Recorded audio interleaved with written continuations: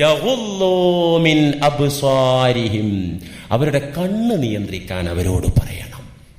രണ്ടാമത്തേത്, എന്നിട്ട് വയഹ്ഫളൂ ഫുറൂജഹും, ജനനേന്ദ്രിയങ്ങളെ സംരക്ഷിക്കണമെന്നും പറയണം. ദാലിക അസ്കാ ലഹും, അതവരുടെ പരിശുദ്ധിക്ക് അനിവാര്യമാണ്. കണ്ണ് നിയന്ത്രിക്കൽ അവരുടെ പരിശുദ്ധിക്ക് അനിവാര്യമാണ്. ഇന്നല്ലാഹ ഖബീറും ബിമാ യസ്നഊൻ, നിശ്ചയം അല്ലാഹു അവർ ചെയ്യുന്നതെല്ലാം വളരെ വ്യക്തമായി അറിയുന്നവനാകുന്നു. ഖുർആൻ. ഇവിടെ ആദ്യത്തെ കവാടം നോട്ടം. ഈ നോട്ടം ചെറിയ പ്രശ്നമൊന്നുമല്ല ഉണ്ടാക്കുന്നതേ. ഈ നോട്ടം അങ്ങോട്ട് വേണ്ടാന്ന് വെച്ചാൽ നമ്മൾ രക്ഷപ്പെട്ടു. ഈ നോട്ടം കൊണ്ടാണ് ഇവിടെ ബലാത്സംഗമുണ്ടായത്. നോട്ടം കൊണ്ടാണ് ഇവിടെ വ്യഭിചാരമുണ്ടായത്. നോട്ടം കൊണ്ടാണ് മുസ്ലിമീങ്ങളിൽ ഒരുപാട് ആളുകൾ കഠോരമായ ശിക്ഷയേറ്റത്. ഈ ലോകത്തവർക്കുള്ള ശിക്ഷ എന്താണെന്ന് നബി സല്ലല്ലാഹു അലൈഹി വസല്ലം പറഞ്ഞു. ഇസ്ലാമിക ഭരണകൂടമാണെങ്കിൽ എറിഞ്ഞു കൊല്ലപ്പെടും. അതല്ലാത്ത ശിക്ഷ തന്നെ അള്ളാഹുവിൽ നിന്ന് നേരിട്ടിറങ്ങി വരും. നമുക്ക് ഇൻഷാ അല്ലാഹ് ഭാഗത്തേക്ക് കടന്നു ചെല്ലാം. പറഞ്ഞു വരുന്നത്, അള്ളാഹു ദൃഷ്ടികൾ നിയന്ത്രിക്കാൻ പറഞ്ഞത് ഈ കണ്ണ് എന്ന് പറയുന്നത് വലിയ ദുരന്തത്തിൽ മനുഷ്യനെത്തിക്കും. കവി പറഞ്ഞല്ലോ, എൻ കണ്ണിനെ കുറിച്ചെന്നുടെ മാനസം എന്നും പരാതി പറഞ്ഞിടുന്നു. കണ്ണിനെ കുറിച്ചാണ് എന്റെ മനസ്സെപ്പോഴും പരാതി പറയുന്നത്. ഒരു നന്നാകാൻ തീരുമാനിച്ച ഒരു സൂഫിയുടെ ചരിത്രത്തില് സൂഫി പരിതപിക്കാണ്, എന്റെ കണ്ണിനെ കുറിച്ചാണ് ഇപ്പൊ മനസ്സിന് പരാതി പറയാനുള്ളത്, വേറൊരു കുഴപ്പമില്ല. എൻ കണ്ണിനെ കുറിച്ചെന്നുടെ മാനസം എന്നും പരാതി പറഞ്ഞിടുന്നു. എന്തേ പരാതി? കണ്ണു കണ്ടിടുന്ന കാഴ്ചയ്ക്കു പിന്നാലെ കൊതി പൂണ്ടിട്ടതുമങ്ങു പായുമത്രേ. കണ്ണ് കണ്ടാല്, കണ്ണൊരു ഭാഗത്തേക്ക് എത്തിയാല് ആ കണ്ണ് കണ്ട ഭാഗത്തേക്ക് മനസ്സ് അങ്ങോട്ട് പോകും. മനസ്സ് പോയാൽ പിന്നെ മനസ്സ് പറയും ശരീരത്തെ അങ്ങോട്ട് കൊണ്ടുപോകൂ എന്ന് മനസ്സ് പറയും. അതുകൊണ്ട് ഞാൻ കണ്ണിനെ കൊണ്ട് തോറ്റു, കണ്ണിനെ കൊണ്ട് ഞാൻ പരാജയപ്പെട്ടു. നല്ലൊരുക്കിന്റെ കത്തിയുണ്ടാക്കി ഞാൻ കണ്ണങ്ങ് ചൂഴ്ന്നു കളഞ്ഞെങ്കിലോ, എങ്കിലേ മാനസം ശുദ്ധമായി തീർന്നിടൂ, എങ്കിലേ ഹൃദയം രക്ഷ നേടൂ. ഇനിയിപ്പോ രക്ഷപ്പെടാൻ ഒരേ ഒരു മാർഗമുള്ളൂ, നല്ലൊരു കത്തി ഉണ്ടാക്കിയിട്ട് ഈ രണ്ട് കണ്ണും അങ്ങ് ചൂഴ്ന്ന് കളയാ. അതല്ലാതെ മാർഗമല്ല. അദ്ദേഹം കണ്ടെത്തുന്ന ഒരു കാഴ്ചപ്പാടാണത്. പക്ഷേ കണ്ണ് ചൂഴ്ന്ന് കളഞ്ഞത് കൊണ്ടോ കണ്ണ് കുത്തി പൊട്ടിച്ചത് കൊണ്ടോ അവന്റെ മനസ്സ് ശുദ്ധമാകൂല. കാരണം എന്താ? അവൻ നേരത്തെ കണ്ട കാഴ്ചകൾ അവന്റെ മനസ്സിന്റെ സ്ക്രീനിലുണ്ടാകും. അവൻ അത് വെച്ചിട്ട് മനനം ചെയ്യും, തെറ്റിലേക്ക് പോകും. അതുകൊണ്ട് ഇസ്ലാം പറയുന്നത് കണ്ണ് പൊട്ടിക്കാനല്ല, കണ്ണിനെ നിയന്ത്രിക്കാനാണ്. പ്രിയപ്പെട്ടവരെ, ലൈംഗിക ആനന്ദം എന്ന് പറയുന്നത് ഏതെങ്കിലും ഒരു അവയവത്തിന് മാത്രമുണ്ടാകുന്ന ആനന്ദമല്ല. അല്ലല്ലോ. ലൈംഗിക ആനന്ദം എന്ന് പറയുന്നത് ശരീരത്തിലെ ഏതൊരു കേന്ദ്രത്തിലാണ് അത് അനുഭവപ്പെടുന്നത്? ഇതൊക്കെ നമുക്ക് പഠിക്കാനുള്ളത് തന്നെയല്ലേ. ഏത് കേന്ദ്രത്തിലാ? നിശ്ചിത നിർണിത അവയവങ്ങളിലാണോ? അല്ല. ശരീരത്തിന്റെ എല്ലാ അവയവങ്ങൾക്കും അതിൽ സ്വാധീനമുണ്ട്, പങ്കുണ്ട്. അതുപോലെ തന്നെ നബി സല്ലല്ലാഹു അലൈഹി വസല്ലമ പറയുന്നു, ഓരോ അവയവത്തിനും വ്യഭിചാരമുണ്ട്. ഓരോ അവയവത്തിനും വ്യഭിചാരമുണ്ട്. മുസ്ലിമീങ്ങളെ, നിങ്ങൾ വ്യഭിചരിച്ചിട്ടില്ല എന്ന അവകാശവാദം നിങ്ങൾക്ക് വേണ്ട. അക്കാര്യത്തിൽ പരിശുദ്ധരാണ് ഞങ്ങൾ എന്ന അവകാശവാദം, ജൽപ്പനം നിങ്ങൾക്ക് വേണ്ട. എന്തുകൊണ്ടെന്നറിയോ? ഓരോ അവയവങ്ങളും വ്യഭിചരിക്കുന്നുണ്ട്. ഓരോ അവയവങ്ങൾക്കും വ്യഭിചാരമുണ്ട്. കുതിബ അല ബിനി ആദമ നസീബുഹു മിനസ്സിനാ മുദ്രികുൻ ദാലിക ലാ മഹാലത. ബുഖാരി, മുസ്ലിം.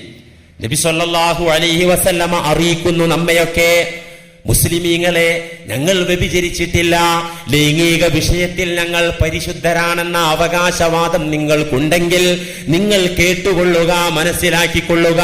കുതിബ അല ബിനി ആദമ നസീബുഹു മിനസ്സിനാ മുദ്രികുൻ ദാലിക ലാ മഹാലത. ആദം സന്തതികൾക്ക്, മനുഷ്യർക്ക് വ്യഭിചാരത്തിന്റെ പങ്ക് എത്രയാണുള്ളതെന്ന് അള്ളാഹുവിനറിയാം. ആ പങ്ക് ഓരോരുത്തരിലും ഉണ്ട്, അത് കൃത്യമായി അള്ളാഹുവിനറിയാം. എന്നിട്ട് നബി സല്ലല്ലാഹു അലൈഹി വസല്ലമ പഠിപ്പിക്കുന്നു, അൽ-ഐനാൻ, രണ്ട് കണ്ണുകളുണ്ടല്ലോ, കണ്ണുകൾ, സിനാഹുമൻ നളറു, രണ്ട് കണ്ണിന്റെ വ്യഭിചാരം ഏതാണെന്നറിയോ? നോക്കി രസിക്കലാണ്, കണ്ടാസ്വദിക്കലാണ്. അത് കണ്ണിന്റെ വ്യഭിചാരമാണ്, കണ്ണിന്റെ വ്യഭിചാരമാണ്. അൽ-ഐനാനി, രണ്ട് കണ്ണുകൾ, സിനാഹുമാ, രണ്ട് കണ്ണിന്റെ വ്യഭിചാരം, അൻ-നളറു, നീ നോക്കി ആസ്വദിക്കലാണ്. നീ നോക്കി ആസ്വദിച്ചിട്ടുണ്ടെങ്കിൽ നീ വ്യഭിചരിച്ചവരാണെന്ന് മുഹമ്മദ് മുസ്തഫ സല്ലല്ലാഹു അലൈഹി വസല്ലം. വൽ ഉദ്നാനി, രണ്ട് ചെവികൾ, സിനാഹുമൽ ഇസ്തിമാഅ്, രണ്ട് ചെവികളുടെ വ്യഭിചാരം, അൽ ഇസ്തിമാഉ, സ്ത്രീ ശബ്ദം കേട്ടാസ്വദിക്കലാണ്. അല്ലെ, മൊബൈൽ ഫോണിൽ വന്നിട്ട് മണിക്കൂറുകളോളം അങ്ങോട്ട് സംസാരിക്കാൻ. 2 ആഴ്ച മുമ്പ് ഞാനൊരു ബസ് കയറി രാത്രി യാത്ര ചെയ്യുമ്പോൾ എന്റെ തൊട്ടടുത്തൊരു ചെറുപ്പക്കാരൻ വന്നിരുന്നിട്ട്, ഇപ്പൊ ഞാനിങ്ങനെ ഉറക്ക് വരുന്നില്ലെങ്കിലും ഉറക്ക് ക്ഷണിക്കാൻ വേണ്ടിയിട്ട് കണ്ണടച്ച് അങ്ങനെ കടന്നു. രാത്രി 10 മണി കഴിഞ്ഞ്, ഇവിടുത്തെ ഖുർആൻ ക്ലാസ് കഴിഞ്ഞിട്ട് പോവുകയാണ്, രാത്രിയാണ്. ഇവിടെ ഉറക്കം വരുന്നില്ല, കണ്ണടച്ചങ്ങോട്ട് കിടന്നു. അപ്പൊ ഈ പയ്യൻ പതുക്കെ അങ്ങോട്ട് മൊബൈൽ എടുത്തിട്ട്, പതുക്കൊന്നുമല്ല അവന്റെ സംസാരം, എന്തോടോ വിശേഷം. അപ്പൊ എടോ എടോ എന്നാണ് വിളിക്കുക. അതിനൊക്കെ ഓരോ ഐഡിയ ഉണ്ട്, അറിയാത്തവര് പഠിച്ചോളൂ. പെണ്ണാണെങ്കിൽ എടോ എന്നാ വിളിക്കേണ്ടത്. എന്നാ കുറച്ചൊക്കെ അങ്ങോട്ട് അഡ്ജസ്റ്റ് ചെയ്യാം. എന്തോടോ എന്നൊക്കെ ചോദിച്ചപ്പോ ഞാൻ പിന്നെ കൂട്ടുകാരി ആയിരിക്കും, നമ്മൾ ശ്രദ്ധിക്കേണ്ട കാര്യമില്ല. പക്ഷെ ചെവിയുടെ അടുത്തുനിന്ന് സംസാരിക്കുമ്പോൾ നമ്മൾ കേട്ടുപോകുമല്ലോ, വേണ്ടാന്ന് വെച്ചാലും. പിന്നെ എന്തെങ്കിലും കാർക്കിട്ട് അടക്കേണ്ടി വരും ചെവി. എന്തോടോ എന്നും പറഞ്ഞിട്ട് പിന്നുള്ളത് സുബ്ഹാനല്ലാഹ്, ഒരിക്കലും കേൾക്കാൻ പറയാത്ത പവിത്രമായ ഈ സ്ഥലത്ത് വെച്ച് ഈ സമയം പറയാൻ പറ്റാത്ത ഭാഷകളിലേക്ക് അങ്ങോട്ട് കടന്നു. വ്യഭിചാരത്തിന്റെ കഥ പാച്ചക്ക് അങ്ങോട്ട് സംസാരിക്കൽ. ഇങ്ങനെ മൊബൈൽ ഫോണിൽ ചെറുപ്പക്കാർക്കൊക്കെ ഉണ്ട്. ആള് കൂടിയ സ്ഥലത്ത് നിന്ന് പതുക്കെ അങ്ങോട്ട് ന്യൂട്രടിക്കണത് കണ്ടാൽ മനസ്സിലാക്കാം, ഇത് ചെവി കൊണ്ട് വ്യഭിചരിക്കാൻ പോവാണ്. ബാപ്പാരും ഉമ്മാരും ഒക്കെ നല്ലോണം ശ്രദ്ധിച്ചോളൂ. പഠിക്കണ മക്കളാണെങ്കിലും അവിവാഹിതരായ ചെറുപ്പക്കാര് ഈ മൊബൈൽ ഫോണും കൊണ്ട് കൂടുതൽ സമയം ഇങ്ങനെ സംസാരിക്കാം. ആരോടാടോ നിനക്ക് ഇത്ര വിളിക്കാം അങ്ങോട്ട് ചോദിക്കണത്. അതിപ്പോ അവരെ വ്യക്തി സ്വാതന്ത്ര്യത്തിൽ നമ്മൾ കൈകടത്തിയാൽ അത് ബുദ്ധിമുട്ടാകില്ലേ? അങ്ങനെ ഇപ്പൊ ബുദ്ധിമുട്ട് സഹിച്ചിട്ടില്ലെങ്കിൽ പിറകെ വരുന്ന ബുദ്ധിമുട്ട് അത്രയും താങ്ങാൻ പറ്റൂല. ആ വസ്തുത നമ്മൾ അറിയണം. വൽ ഉദ്നാൻ, രണ്ട് ചെവികൾ, നിങ്ങൾ കേട്ടോ, രണ്ട് ചെവികൾ, സിനാഹുമൽ ഇസ്തിമാഅ്, തനിക്കവകാശപ്പെട്ടതല്ലാത്ത സ്ത്രീയുടെ ശബ്ദം കേട്ടാസ്വദിക്കൽ ചെവിയുടെ വ്യഭിചാരമാണ്. വല്ലിസാനു, നാവ്, സിനാഹുൽ കലാം, നാവിന്റെ വ്യഭിചാരം, അതുകൊണ്ടുള്ള സംസാരമാണ്. വല്യദു, കയ്യ്, സിനാഹൽ ബത്ഷു, കയ്യിന്റെ വ്യഭിചാരം തടവലാണ്, തലോടലാണ്, പിടിക്കലാണ്. വരിജ്ലു, കാല്, സിനാഹൽ ഖുത്താ, അത്തരത്തിലുള്ള വിലക്കപ്പെട്ട മാർഗങ്ങളിലേക്കുള്ള സഞ്ചാരം കാലിന്റെ വ്യഭിചാരമാണ്. ഇമാം ഹാക്കിം ഉദ്ധരിച്ച ഹദീസിൽ കാണാം, വസിന ശഫതൈൻ, രണ്ട് ചുണ്ടിന്റെ വ്യഭിചാരം, അത്തഖ്ബീലു, ചുംബനമാണ്. തന്റെ ഭാര്യയല്ലാത്തവരെ ചുംബിക്കൽ ചുണ്ടിന്റെ വ്യഭിചാരമാണ്. വൽ ഖൽബു യതമന്നാ, ഹൃദയം കൊണ്ട് ആശിക്കുന്നു. വയുസദ്ദിഖു ദാലികൽ ഫർജു ഔ യുകദ്ദിബുഹു, ലൈംഗിക അവയവമായ ഗുഹ്യഭാഗം കൊണ്ട് മാത്രമല്ല വ്യഭിചാരം നടക്കുന്നത്, അത് അതിന്റെ ലാസ്റ്റ് പോയിന്റാണ്. വൽ ഫർജു യുസദ്ദിഖു ദാലിക ഔ യുകദ്ദിബുഹു, നബി തങ്ങൾ വിശദീകരിക്കുന്നു, അതിന്റെ പരിസമാപ്തി ഒന്നുകിൽ ഗുഹ്യഭാഗം കൊണ്ട് നടത്തുന്നു അല്ലെങ്കിൽ നടത്താതിരിക്കുന്നു. അതിന്റെ മുമ്പുള്ള വ്യഭിചാരത്തിന്റെ കൂമ്പാരം ഒരു മനുഷ്യൻ അതിനു മുമ്പ് തന്നെ ചെയ്തു പോകുന്നു. ഗൗരവമുള്ള വിഷയല്ലേ? ഗൗരവമുള്ള വിഷയല്ലേ ഇത്? അതുകൊണ്ട് തന്നെ ദൃഷ്ടിയെ നിയന്ത്രിക്കണം, അല്ലെങ്കിലുള്ള നാശം വളരെ കടുത്തതാണ്. അല്ലാഹ് പറഞ്ഞു, ഇന്ന സമഅ വൽ ബസറ വൽ ഫുആദ കുല്ലു ഉലൈക കാന അൻഹു മസ്ഊലാ. സൂറത്ത് ഇസ്രാ. നിന്റെ കണ്ണ് നിയന്ത്രിച്ചോ മുഅ്മിനേ, എങ്കിലേ നിനക്ക് ആഖിറത്തിൽ രക്ഷയുള്ളൂ. ഇത് പറഞ്ഞ തമ്പുരാൻ പറയുന്നു, ഇന്ന സമഅ വൽ ബസറ, നിന്റെ കണ്ണും കാതും, തീർന്നില്ല, വൽ ഫുആദ, നിന്റെ ഹൃദയവും, കുല്ലു ഉലൈക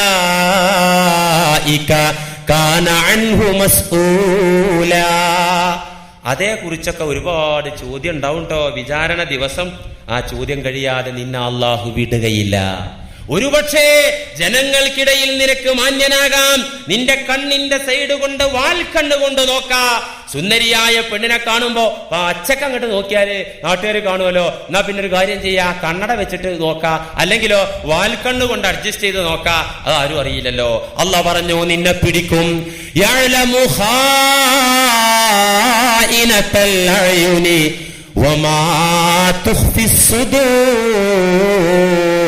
നിന്റെ വാൽക്കണ്ണുകൊണ്ടുള്ള നോട്ടം അള്ളാഹു അറിയുന്നുണ്ട് കേട്ടോ. അള്ളാഹു അത് രേഖയാക്കുന്നുണ്ട് കേട്ടോ. വമാ തുഖ്ഫിസ് സുദൂർ, നിന്റെ ഹൃദയത്തിൽ നീ മറച്ചു വെച്ചതും അള്ളാഹു രേഖയാക്കുന്നുണ്ട്. അലി റളിയല്ലാഹു അൻഹുവിനെ വിളിച്ചിട്ട് നബി തങ്ങൾ ഒരു പ്രത്യേക ഉപദേശം നടത്തി. യാ അലി ലാ തത്തബിഇൻ നദറത അന്നദറത. അബൂദാവൂദ് ഉദ്ധരിച്ച ഹദീസിൽ കാണാം, അലിയാരെ വിളിച്ചിട്ട് നബി സല്ലല്ലാഹു അലൈഹി വസല്ലം പറഞ്ഞു, അലി ലാ തത്തബിഇൻ നദറത അന്നദറത. ഒരു നോട്ടത്തിന്റെ പിറകെ വീണ്ടും വീണ്ടും അലിയെ നീ സ്ത്രീകളെ നോക്കരുത്, അന്യ പെണ്ണുങ്ങളെ നോക്കരുത്. എന്നിട്ട് പറഞ്ഞു, ഫഇന്നലക്കൽ ഊലാ, അലി നിനക്ക് ഒന്നാമത്തെ നോട്ടം അനുവദനീയമാണ്. വലൈസലക്കൽ ആഖറത, പിന്നെയുള്ള നോട്ടം നിനക്ക് അനുവദനീയമല്ല. അലി ഒന്നാമത്തെ നോട്ടം നിനക്ക് അനുവദനീയാണ് എന്ന് വെച്ചാല് ഇമ വെട്ടാതെ കണ്ണെടുക്കാതെ എത്രയും നേരം ഒരു വട്ടം നോക്കാലോ, അങ്ങനെ അങ്ങോട്ട് നോക്കുക. അങ്ങനെയാണോ? അർത്ഥം കേൾക്കുമ്പോൾ പലർക്കും സുഖമുള്ള അർത്ഥമാണ്, വേഗം അങ്ങോട്ട് അർത്ഥം വെക്കുക. അലി റളിയല്ലാഹു അൻഹുവിനോട് പറഞ്ഞതിൽ ആ തത്തബിഇൻ നദറത അന്നദറത, നോക്കിപ്പോയാൽ പിന്നെയും പിന്നെയും പിന്നെയും നോക്കരുത്. ഫഇന്നലക്കൽ ഊല, ഒന്നാമത്തെ നോട്ടം നിനക്ക് അല്ലാഹ് അനുവദിച്ചിട്ടുണ്ട്. എന്ന് വെച്ചാല് ഒരു വട്ടമുള്ള നോട്ടം മാക്സിമം നീട്ടിപ്പിടിക്കാന്നോ അല്ല, നോക്കിപ്പോയാൽ വളരെ പെട്ടെന്ന് ദൃഷ്ടി തെറ്റിച്ചു കളയണം. ഇമാം മുസ്ലിം ഉദ്ധരിച്ച ഹദീസിൽ കാണാം, ജരീർ റളിയല്ലാഹു അൻഹു വലിയ സ്വഹാബിയാണ്. സഅൽതു റസൂലല്ലാഹ്, ഞാൻ നബിയോട് ഒരിക്കൽ ചോദിച്ചു, അന്നളിരിൽ ഫജ്അ, യാദൃച്ഛികമായി ഉണ്ടാകുന്ന നോട്ടം. റോട്ടിലൂടെ പോയപ്പോ അങ്ങോട്ട് കണ്ടു ഒരു സുന്ദരി പെണ്ണിനെ, അങ്ങോട്ട് യാദൃച്ഛികമായിട്ട് അങ്ങോട്ട് കണ്ടു. അങ്ങനെ കണ്ടാൽ അതിന്റെ വിധി എന്താണ് നബിയേ? ഫഖാല, നബി എന്നെ ഉപദേശിച്ചു, മേലിൽ അങ്ങനെ കണ്ടാൽ ഇസ്രിഫ് ബസറക, പെട്ടെന്ന് നീ കണ്ണങ്ങോട്ട് തെറ്റിക്കുക. പെട്ടെന്ന് നബി തെറ്റിക്കാൻ പറയാ മാത്രല്ല, തെറ്റിച്ച സംഭവമുണ്ട്. ഹജ്ജത്തുൽ വദാഇന്റെ തിരക്ക് ദിവസം നബി സല്ലല്ലാഹു അലൈഹി വസല്ലം ഹജ്ജ് ചെയ്ത് കാണിച്ചു കൊടുത്ത ഒരേ ഒരു ഹജ്ജ് മാത്രല്ല, അന്ന് മുസ്ലിം ലോകത്തിന്റെ അക്കാലത്ത് നബിയുടെ കാലത്തുള്ള വലിയ സമ്മേളനം. ഈ ഹജ്ജും വിടവാങ്ങൽ പ്രഭാഷണമൊക്കെ കഴിഞ്ഞപ്പോ നബിയും ചെറുപ്പക്കാരനായ ഫള് ഇബ്നുൽ അബ്ബാസ് റളിയല്ലാഹു അൻഹു, നബി തങ്ങളുടെ കൊച്ചാപ്പ അബ്ബാസ് റളിയല്ലാഹു അൻഹുവിന്റെ മകൻ ഫള് ചെറുപ്പക്കാരനാണ്, യുവാവാണ്, യുവകോമളൻ. ഈ ഫളും നബിയും ഇങ്ങനെ നടന്നപ്പോ ഒരു പെണ്ണ്, സുന്ദരിയായ അറബി പെണ്ണ് നബിയെ തടുത്ത് നിർത്തിയിട്ട് ഹജ്ജിന്റെ മസ്അല ചോദിക്കുക. അപ്പൊ ഹജ്ജ് പൂർണ്ണമായി പഠിപ്പിച്ചു കൊടുത്തൊരു ദിനാണുള്ള ഹജ്ജത്തുൽ വദാഇന്റെ ദിവസം. ഈ പെണ്ണ് കടന്നു വന്ന് നബിയെ തടഞ്ഞു നിർത്തി ഹജ്ജിനെ കുറിച്ച് പഠിക്കാൻ വേണ്ടി, ഹജ്ജിനെ കുറിച്ച് ഒരുപാട് സംശയം ചോദിക്കാൻ വേണ്ടി നബി തങ്ങളെ തടഞ്ഞു നിർത്തി ഈ പെണ്ണ്. അപ്പൊ നബിയുടെ കൂടെ ഉണ്ടായിരുന്ന ഫള് എന്ന സ്വഹാബി കിട്ടിയ ചാൻസ് മോശാക്കില്ല, നന്നാക്കി അവിടെ നോക്കി, തുറിച്ചങ്ങനെ നോക്കുക ഈ പെണ്ണിനെ. അപ്പൊ നബി എന്ന് പറഞ്ഞാല് എല്ലാ ഭാഗവും ശ്രദ്ധിക്കുമല്ലോ, ഭക്തിയിൽ ഇങ്ങനെ ആ പെണ്ണിനോട് മാത്രം തീയും പറഞ്ഞു കൊടുക്കല്ലോ, പരിസരമൊക്കെ നോക്കുമല്ലോ. അപ്പൊ ഫളിന്റെ പണി എന്താ നോക്കിയപ്പോ ഇവളെ തുറിച്ച് നോക്കുന്ന പണിയാ. നബി എന്ത് ചെയ്തു? പതുക്കെ ഫളിന്റെ തല കണ്ട് പിടിച്ചിട്ട് ഇങ്ങനെ തെറ്റിച്ചു, വേണ്ട മോനെ അത്ര വേണ്ട, തിരിച്ചേക്ക്, അങ്ങോട്ട് തിരിച്ചു. ഹദീസിലുണ്ടത്, ഇസ്രിഫ് ബസറക, അങ്ങനെ കണ്ടുപോയാൽ തന്നെ വളരെ പെട്ടെന്ന് ദൃഷ്ടി തെറ്റിക്കണമെന്നും അങ്ങനെ യാദൃശ്ചികമായി കാണുന്ന കാഴ്ച കുറ്റകരമല്ലെന്നും ഈ ആയത്തിന്റെ വിശദീകരണത്തിലൂടെ നബി സല്ലല്ലാഹു അലൈഹി വസല്ലം പഠിപ്പിക്കുന്നു. എത്രത്തോളം നബിയുടെ ഉപദേശത്തിന്റെ കൂട്ടത്തിലെ പ്രധാന ഉപദേശം, പട്ടണത്തിലും വഴികളിലും നിങ്ങൾ ഇരിക്കരുത് എന്നാണ് അള്ളാഹുവിന്റെ ഹബീബ് പറഞ്ഞത് സല്ലല്ലാഹു അലൈഹി വസല്ലം. എന്ത്? നിങ്ങൾ ഒരിക്കലും വഴിവക്കിലിരിക്കരുത്, അത് നിങ്ങളുടെ നാശത്തിനു കാരണമാണ് എന്ന് സ്വഹാബത്തിനോട് പറഞ്ഞു. ബുഖാരി, മുസ്ലിം, മുത്തഫഖുൻ അലൈഹി. ഇയ്യാകും വൽ ജുലൂസ ഫിത്തുറുഖാത്ത്, നിങ്ങൾ നിങ്ങളുടെ ശരീരങ്ങളെ, സ്വശരീരങ്ങളെ, നിങ്ങളുടെ സ്വന്തങ്ങളെ നരകത്തിൽ നിന്നു കാക്കണം. വത്തുറുഖാത്ത് വൽ ജുലൂസ ഫിത്തുറുഖാത്ത്, വഴിവക്കിൽ നിങ്ങൾ ഇരിക്കരുത്, ആ പട്ടണത്തിൽ നിങ്ങൾ ഇരിക്കരുത്, ആളുകൾ നടന്നു പോകുന്ന വഴികളിൽ നിങ്ങൾ ഇരിക്കരുത്, അത് നരകത്തിൽ വീഴാൻ കാരണമാകുമെന്ന് അവരോട് പറഞ്ഞപ്പോ ഖാലു, അവര് തിരിച്ചു പറഞ്ഞു, യാ റസൂലല്ലാഹ്, മാലനാ മിൻ മജാലിസിനാ ബുദ്ദുൻ നതഹദ്ദസു ഫീഹാ, ചില സമയങ്ങളിൽ, അപൂർവ സമയങ്ങളിൽ അങ്ങാടിയിൽ ഞങ്ങൾക്ക് ഇരിക്കേണ്ടി വരും, വഴിയുടെ അരികിൽ ഞങ്ങൾക്ക് ഇരുന്ന് സംസാരിക്കേണ്ടി വരും. അല്ലെ, പട്ടണത്തിൽ ജീവിക്കുന്ന ആളുകൾ, പട്ടണത്തിൽ കച്ചവടം ചെയ്യുന്ന ആളുകൾക്ക് ചിലപ്പോ ടൗണിൽ ഇരിക്കേണ്ടി വരും, റോഡ് സൈഡിൽ ഇരിക്കേണ്ടി വരും, കുറെ നേരം നിന്ന് സംസാരിക്കുമ്പോ ക്ഷീണിക്കുമ്പോ ഇരിക്കേണ്ടി വരും. ഇങ്ങനെ ഇരിക്കേണ്ടി വന്നാൽ മാലന മിൻ മജാലിസിന ബുദ്ദുൻ നതഹദ്ദസു ഫീഹാ, ഇങ്ങനെ കുടുങ്ങിയാലോ നബിയെ, ഒരിക്കലും വഴിയിൽ നിന്നോ ഇരുന്നോ സംസാരിക്കരുത്, അങ്ങ് വിലക്കി കഴിഞ്ഞാൽ ബുദ്ധിമുട്ടാണല്ലോ എന്ന് പറഞ്ഞപ്പോ ഫഖാല, നബി തങ്ങൾ പറഞ്ഞു, ഫഅഅതു ത്വരീഖ ഹഖഹു, അങ്ങനെ നിങ്ങൾക്ക് നിർബന്ധിത സാഹചര്യം വന്നാല്, വഴിവക്കിൽ ഇരുന്ന് സംസാരിക്കേണ്ട നിർബന്ധിതാവസ്ഥ വന്നാൽ, അങ്ങാടിയിലിരിക്കേണ്ട അവസ്ഥ വന്നാൽ, ഫഅഅതു ത്വരീഖ ഹഖഹു, വഴിയോട് ചില ബാധ്യതയുണ്ട്, പട്ടണത്തോടും അങ്ങാടിയോടും ചില ബാധ്യതയുണ്ട്, ആ ബാധ്യത നിങ്ങൾ നിറവേറ്റണം. ഖാലു, അവർ ചോദിച്ചു, വമാ ഹഖ്ഖു ത്വരീഖി യാ റസൂലല്ലാഹ്, വഴിയോടുള്ള ബാധ്യത എന്താണെന്നുകൂടി അങ്ങൊന്ന് പറഞ്ഞു തന്നാലും. ഫഖാല റസൂലുള്ളാഹി സ്വല്ലല്ലാഹു അലൈഹി വസല്ലം, വഴിയുടെ ബാധ്യത പറഞ്ഞു കൊടുത്തു. 4 കാര്യങ്ങളാ പറഞ്ഞു കൊടുത്തത്. ഇതെല്ലാവരും കേട്ടോളൂ, നമ്മുടെ അങ്ങാടിയിലൂടെ നടക്കുന്നവരൊക്കെ കേൾക്കണം, നരകത്തിൽ നിന്ന് രക്ഷപ്പെടണം എന്ന് ആഗ്രഹം ഉണ്ടെങ്കിൽ. ഒന്നാമത്തെ കാര്യം, വഴിയോടുള്ള മര്യാദ, പട്ടണത്തോടുള്ള മര്യാദ. 1 ഗള്ളുൽ ബസർ, കണ്ണു താഴ്ത്തുക. ഇങ്ങനെ പറഞ്ഞ വണ്ടി മുട്ടി മരിക്കൂല മൊയ്ലേരെ, അങ്ങനെ കണ്ണടക്കാനല്ല നമുക്കളെ പറഞ്ഞത്, നിങ്ങൾ വേണ്ടാത്തടത്തേക്ക് നോക്കരുത് എന്നാ പറഞ്ഞത്. ഗള്ളുൽ ബസർ, അരുതാത്ത മാർഗത്തിലേക്ക് നോക്കാതെ ദൃഷ്ടി നിയന്ത്രിക്കുക. വഖഫുൽ അദാ, ഉപദ്രവങ്ങളെ തട്ടിമാറ്റുക. വഴിയിലുള്ള ഉപദ്രവം, അവിടെ എന്തൊക്കെ അതുണ്ടോ, ബുദ്ധിമുട്ടുണ്ടോ, അതൊക്കെ അങ്ങ് നീക്കാൻ വേണ്ടി പരിശ്രമിക്കുക. വറദ്ദു സലാം, സലാം മടക്കുക. തലയെക്കെട്ടിന്റെ വലുപ്പവും അതിന്റെ ഷേപ്പും നോക്കി മടക്കുക, അത് ശരിയല്ല. റദ്ദുസലാം, വഴിയിലിരിക്കുമ്പോ വഴിയിലൂടെ വരുന്ന മുസൽമാൻ വരുമ്പോ വഅലൈക്കും സലാം മടക്കുക. വൽ അംറു ബിൽ മഅറൂഫ് വന്നഹി അനിൽ മുൻകർ, പട്ടണത്തിലും വഴിയിലും നിൽക്കുന്ന ആളുകൾ മോശമായത് കണ്ടാൽ അത് തടയുകയും വിലക്കുകയും നല്ല കാര്യങ്ങൾക്ക് പ്രോത്സാഹനം നൽകുകയും ചെയ്യുക. റവാഹുൽ ബുഖാരി വ മുസ്ലിം. അപ്പൊ ഇതൊക്കെ നമ്മൾ പാലിക്കേണ്ട മര്യാദ. വെറുതെ ഒന്നും സ്വർഗം കിട്ടൂല. നിങ്ങൾ 5 നേരം പള്ളിയിൽ വന്നൊന്ന് കുനിഞ്ഞു നിർന്നാൽ സ്വർഗം കിട്ടുമെന്ന് വിചാരിച്ചോ? ഖദ് അഫ്ലഹൽ മുഅ്മിനൂൻ, മുഅ്മിനീങ്ങൾക്ക് വിജയുണ്ട്, ഇഹപര വിജയുണ്ട്. എങ്ങനത്തെ മുഅ്മിൻ? ഇതൊക്കെ സൂക്ഷിച്ച മുഅ്മിൻ. അല്ലാഹു തൗഫീഖ് ചെയ്യുമാറാകട്ടെ. അതിരുവിട്ട ലൈംഗികതയുടെ പ്രത്യാഘാതം ഇസ്ലാം പഠിപ്പിച്ചത് ഇനിയും ഏറെയുമുണ്ട്. നിങ്ങളൊക്കെ ഉണരണം. ഇതൊക്കെ കേട്ട് രക്ഷിതാക്കള് നന്നായി ഉണരുകയും നിങ്ങളുടെ കുടുംബ സാഹചര്യങ്ങൾ ശ്രദ്ധിക്കുകയും വേണം. ശ്രദ്ധിക്കണം എന്ന് പറഞ്ഞാല് ആവശ്യമില്ലാത്ത രീതിയിൽ ശ്രദ്ധ ചിലർക്ക് ആവശ്യമുള്ള ഭാഗത്തും ശ്രദ്ധയില്ല.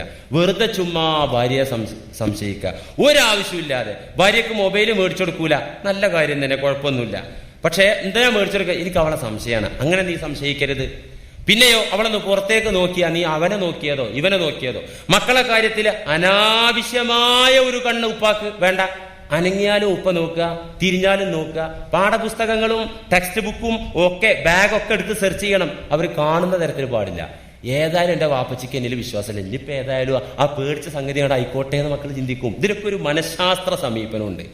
നിങ്ങൾ ബാഗും മൊബൈലൊക്കെ സെർച്ച് ചെയ്യണം. അവരറിയാതെ നോക്കണത്. നോക്കിക്കൊണ്ടേ നീങ്ങണം.